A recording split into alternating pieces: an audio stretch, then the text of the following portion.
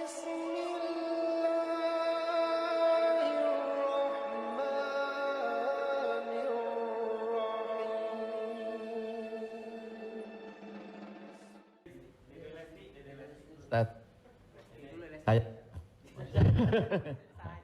saya mau nanya Ustaz, berkaitan dengan kredit tadi, ada juga selain kredit namanya gadai Ustaz. Gadai, tahu gadai Ustaz ya? Kalau nggak tahu saya jelasin.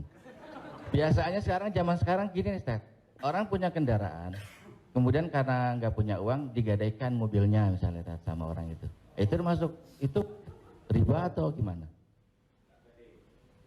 Kalau gadai seperti itu.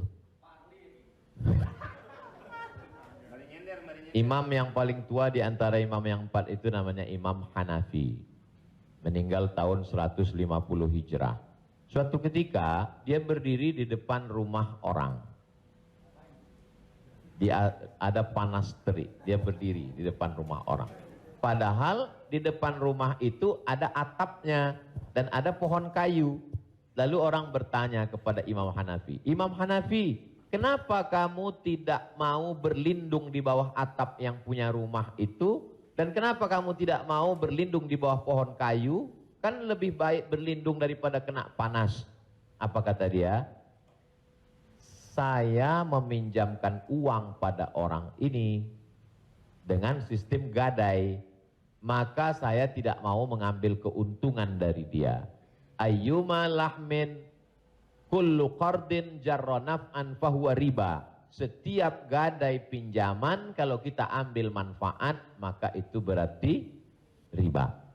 Tidak mau bernaung di bawah atap rumahnya karena itu dianggap sebagai manfaat. Jadi manfaat tidak hanya sebagai uang tapi juga manfaat sampai sekecil itu dia menjaga dirinya.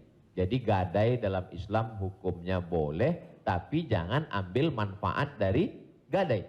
Yang terjadi sekarang adalah orang mengambil manfaat dari gadai. Saya punya uang. Lalu kemudian ada orang mau pinjam uang. Saya tidak percaya dengan dia. Ustadz pinjam uang 100 juta. Saya nggak percaya. Kalau Ustadz nggak percaya, ini sawah saya 1 hektar. Ketika dia kasih sawahnya ke saya, maka sawah itu cukup sebagai jaminan. Tapi yang dilakukan orang sekarang adalah sawah itu dia tanam padi, dia ambil hasilnya. Hasilnya itu riba.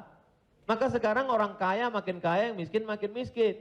Bagaimana dia mau bisa menebus uangnya, orang sawah dia dipakai terus dan uangnya diambil. Maka yang punya uang makin kaya, yang minjam makin miskin.